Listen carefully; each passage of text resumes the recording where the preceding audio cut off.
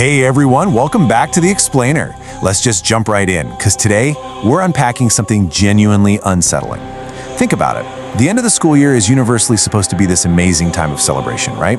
You've got freedom, summer break, you're literally tossing your notes in the trash. But as we're going to see today, that abrupt lack of structure that comes with summer vacation, it often invites absolute chaos. So what exactly happens when the safety of the school year officially ends and the nightmare begins? Today, we're doing a chilling analysis of 3 totally true, absolutely terrifying stories pulled straight from real accounts. And honestly, the scariest part about digging through these cases is watching how the threat level severely escalates from one story to the very next. And that brilliantly illustrates our core theme for today, the escalation of threat. We're going to map out the physical environments and the wild psychological shifts that turn a feeling of absolute safety into sheer, unadulterated panic. We're starting off in an abandoned school basement, moving to a crowded social setting, and ending up in a deeply intimate, terrifying home invasion. All right, let's get right into our first analysis. Case number 1, the environmental threat. This first story goes down at this incredibly old, super eerie private school that has a seriously grim backstory. In this case, the physical setting itself is literally the primary antagonist.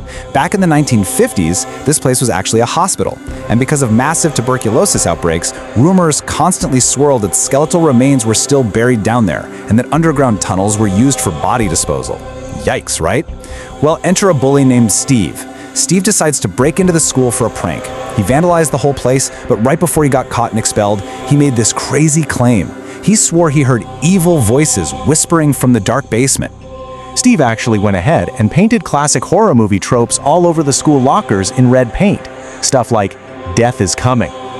Now, a group of nerdy students, which includes our narrator, absolutely despised Steve. So, on the literal last day of school, they decide to break in themselves. Their goal? Prove Steve was just a lying coward, and that there was 0 ghosts hanging out in the basement. Getting in was a breeze, because one of the kids had a mom who worked as a janitor, so they easily swiped a key. Picture this, it's a cold, early summer night, and they slip through the back door. They slowly descend into this massive, dusty basement that's just packed with creepy old religious statues, armed with nothing but cheap dollar store flashlights. Eventually, sweeping those weak beams around, they discover a small hole in the wall. It's about the size of a beach ball, a tunnel. And to prove Steve wrong, our narrator realizes he has to actually crawl inside. The moment the narrator crawls into the dark, absolute terror sets in. First, he hears this strange whooshing, whispering sound echoing in the confined space. He points his weak flashlight about 15 feet ahead, and the beam catches something horrifying. A shirtless, incredibly skinny, skeletal figure just squatting right there in the dark tunnel. And then, the feral figure lunges forward, letting out this deeply unnatural noise. The narrator frantically scrambles backward. And guys, this feral human literally crawls out of the hole after them, swiping at them, before the teens manage to finally escape the school. So, the really crucial point here is the aftermath. Naturally, the narrator tried to apply logic to the whole thing. It was most likely a homeless person, or maybe a squatter seeking shelter in a tunnel connected to the city's sewer system. Makes perfect sense, right? But the illogical terror that haunts him to this very day, long after that school was completely torn down, is the look in the intruder's eyes. They were these vacant, unexplainable eyes that simply didn't look entirely human. Moving on to case number 2, the social threat. Now we're shifting gears from an isolated, creepy basement into a crowded, supposedly safe environment. Here, we're going to analyze how the chaotic social norms of a summer college party were effectively weaponized. Set the scene with me here. It's May, finals are finally over, and a college student named Kip hits up an epic mansion party thrown by his buddy Logan. Logan's parents are out of town, so they decide to make it this wild, impromptu Halloween costume party. And because the house is super isolated, word spreads like wildfire, and the party balloons into a massive crowd of uninvited people. Kip, who's rocking a plastic hockey mask, happens to spot a mysterious girl wearing a beautiful gold masquerade mask. She's just hovering silently on the absolute periphery of the party. You know, it's terrifyingly easy to make bad decisions in a chaotic social setting like that. When this mysterious girl waves and slowly walks toward the dark woods, Kip actually follows her. First mistake? He completely leaves the loud, safe pool area for the isolated tree line. Second mistake? He had literally just jumped in the pool, so he's standing out there freezing in the dark wearing only a swimsuit. He is completely physically vulnerable. And his third fatal mistake, he assumes this is just some harmless party flirtation, completely ignoring the glaring psychological red flags of a stranger luring him into the silent woods. Now Kip actually almost gives up. It's freezing, he can't see her anywhere, and he turns around to head back to the safety of the music. But right then, he hears this deeply chilling line calling out from the dark. "Don't go back yet, come and find me first." And boom, that hooks him right back in. The climax here unfolds terrifyingly fast. Kip steps further into the woods and spots her gold mask just lying on the ground. He walks up to a girl in a white tank top whose hair is totally obscuring her face, goes to hand her the mask, and introduces himself. She slowly looks up and says, "I know who you are." In a flash, Kip recognizes her. It's a slightly unhinged ex-girlfriend he briefly dated at a totally different college 8 entire hours away. And before his brain can even process that, she pulls out a solid metal baseball bat and swings it directly at his head. He barely dodges it by a fraction of an inch, scrambles to his feet, and absolutely sprints for his life back to the party. And this brings us to the fascinating yet horrifying psychological shift of this case. A brief, seemingly harmless breakup triggered a violently premeditated attack. Think about it. She drove 8 hours just to ambush him at a party she wasn't even invited to. It's a really sobering reminder of what we're uncovering in this explainer.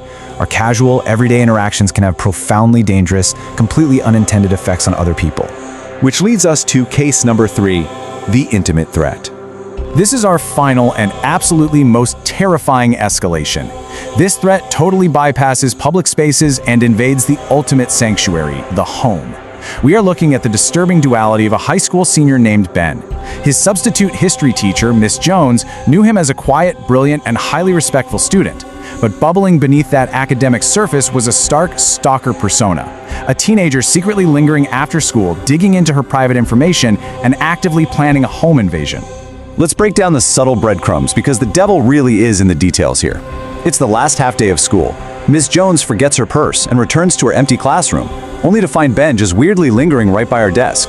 When she asks him to leave, he doesn't even look her in the eye. He just cryptically mutters, "Thank you, I'm sure I'll see you around," and walks out. When she checks her desk, her purse has been moved from a closed drawer to a chair. Nothing is stolen though. He wasn't after money at all. He was covertly getting her home address straight from her driver's license. The paranoia ramps up incredibly fast over those first few days of summer break. On night 1, the teacher's husband hears rustling out by their backyard shed. He goes to check and finds the shed door wide open with muddy footprints leading away. The very next morning, Miss Jones finds her own back door slightly ajar. Fast forward to night 2. Her husband falls deeply asleep after watching a late baseball game. But Miss Jones, plagued by this unexplainable, creeping sense of dread, gets out of bed around midnight to go read in the living room. She walks down her dark hallway and just freezes. There is a dark silhouette standing dead still right outside her 7-year-old son's bedroom door. She flicks on the light. It's Ben, her student, a familiar, supposedly completely respectful high school kid. He's gripping some unknown object in his hand. He smiles at her and delivers this absolute nightmare of a line. "Hey, Miss Jones, nice house." What happens next is pure, frantic chaos. Ben immediately turns, walks straight into her 7-year-old son's bedroom, and clicks the door shut.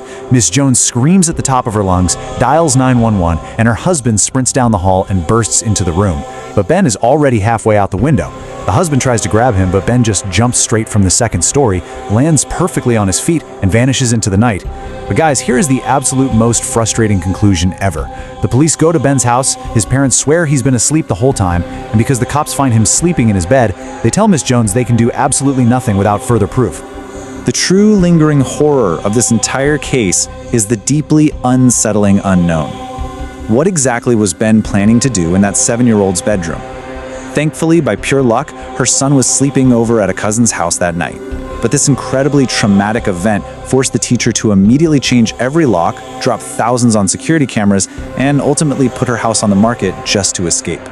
Which brings us to our wrap-up. Lessons in paranoia. Let's pull all this together and look at the core thread connecting these 3 horrifying encounters. Notice how the environments violently shifted from an abandoned, creepy school basement to a loud, crowded party, straight into the most intimate space imaginable, a child's bedroom. The threats evolved from an unknown squatter in the environment to a socially recognizable ex-girlfriend to a deeply personal student.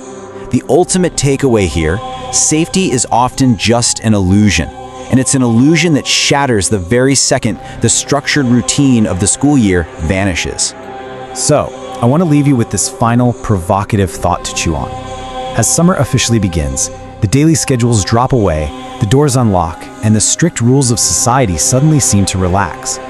But when the school year ends and those rules disappear, who is really waiting for you in the dark?